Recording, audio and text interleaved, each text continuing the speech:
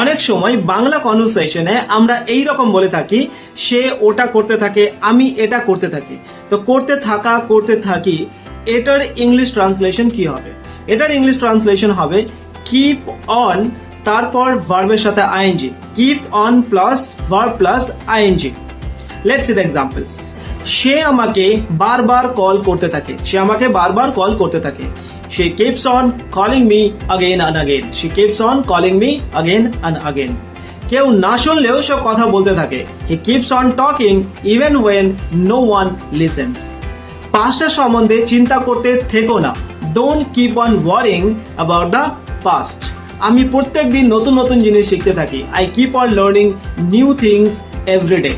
একটা সেন্টেন্সের ট্রান্সলেশন তোমরা করবে, সে আমাকে ডিস্টার্ব করতে থাকে। এটা কমেন্টে জানাও এটা ট্রান্সলেশন কি হবে। If you have found this video helpful, please hit the like button and see you in the next video. Thank you.